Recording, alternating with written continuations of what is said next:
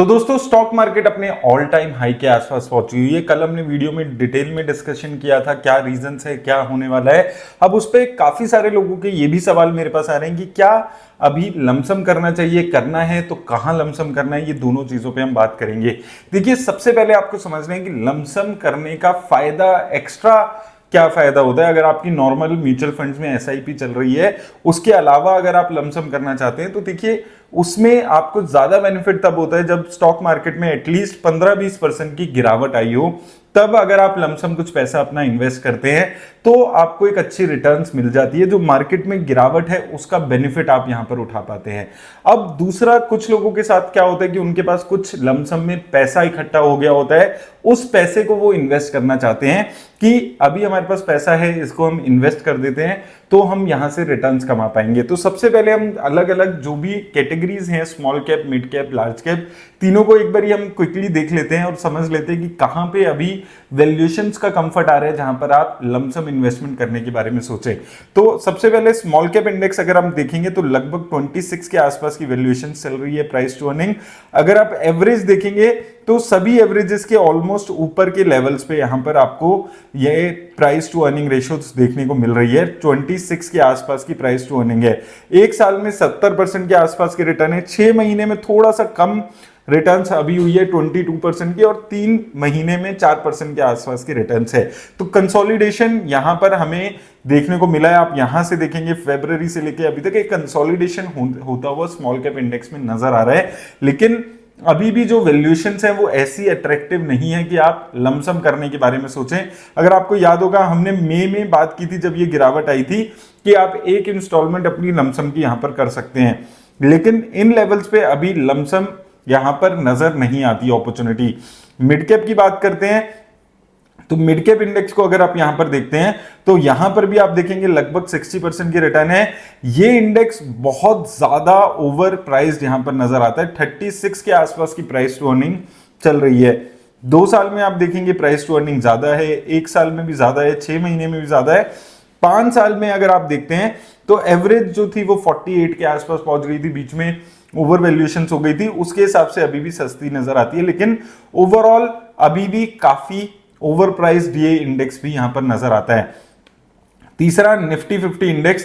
Nifty 50 index की अगर हम यहां पर बात करते हैं 21.9 के आसपास है। ये इंडेक्स है जो लगभग अपनी एवरेज के आसपास ही ट्रेड करते हुए नजर आ रहा है। करंट प्राइस टू अर्निंग 21.8 के आसपास है। 2 साल की 21.6 के आसपास रही है। 5 साल की देखते हैं तो 25 के आसपास रही है। 1 साल की देखते हैं तो 22 के आसपास रही है। निफ्टी 50 इंडेक्स, ये तीनों इंडेक्सेस में large cap, mid cap, small cap में एक ऐसा इंडेक्स अभी भी नजर आता है जहां पर वैल्यूएशंस के एंगल से कंफर्ट है।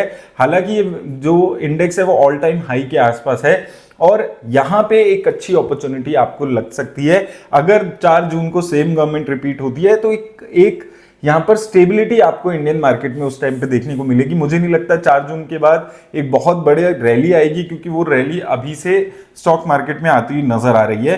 तो ये एक इंडेक्स है जहां पर आप इन्वेस्टमेंट करने के बारे में सोच सकते हैं। इसके अलावा देखिए, अभी जो मैंने रिसेंटली भी एक वीडियो में बताया था आपको, 2 इंडेक्स हैं जो मुझे अभी अच्छे लगते हैं। पहला है निफ्टी 50, जो निफ्टी आईटी इंडेक्स है। अगर हम निफ्टी आईटी इंडेक्स की बात करें, आप देखेंगे कि बहुत ज्यादा रिटर्न 1 साल में नहीं आई है, और उसके अलावा आप देखिए 1 साल में 17% के आसपास की रिटर्न है, 6 महीने में 4% के आसपास की, यानी कि कंसोलिडेशन नीचे के लेवल्स पे होते हुए नजर आ रहा है। और ये जो 32,900 के आसपास के लेवल्स हैं, यहां पर कंसोलिडेशन भी यहां पर होते हुए नजर आ रहा है, एक सपोर्ट है।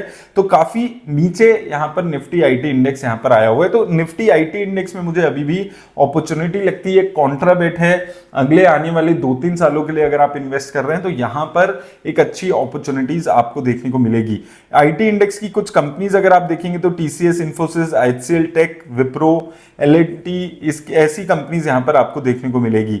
तो ये मेजरली लार्ज कैप सेक्टर की आईटी कंपनीज है, कुछ मिड कैप कंपनीज है, और मुझे लगता है कि काफी अच्छी कंसोलिडेशन ऑलरेडी हो चुकी है और 6 महीने में कंसोलिडेशन देखने को मिलेगी। उसके बाद यहां पर भी आपको एक कंसिस्टेंट रिटर्न्स देखने को मिलेगी।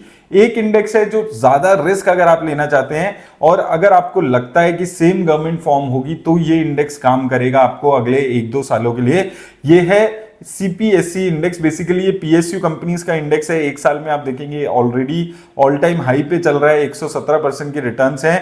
कंपनीज की बात करें, NTPC, ONGC, Coal India, power grid, Bharat electronics, NHPC, तो यहां पर आप देखेंगे जो थीम्स हैं वो सारी कवर होती है। पावर सेक्टर की थीम्स हैं, ग्रीन एनर्जी सेक्टर की थीम्स हैं, इसके अलावा आप देखेंगे तो कोचिन शिपयार्ड जैसी कंपनी यहां पर है, एनबीसीसी जैसी कंपनी यहां पर है। तो यहां पर आपकी जो थीम्स हैं, जो हमारी अभी आजकल बात हो रही है, उसकी काफी यहां पर चर्चा है और ये चीजें यहां पर कवर होती है। और अगर 1 जून को जो एग्जिट पोल के नतीजे आएंगे वो अच्छे आते हैं तो इस इंडेक्स में आपको एक रैली देखने को मिल सकती है। तो ज्यादा रिस्क लेने वाले इन्वेस्टर्स ऐसे इंडेक्स में इन्वेस्ट करने के बारे में सोच सकते हैं।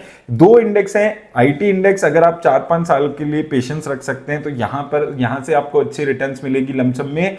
और ये सीपीएससी इंडेक्स भी मुझे लगता है कि आने वाले 5 साल में एक अच्छी रिटर्न्स यहां से भी आपको देखने को मिलेगी।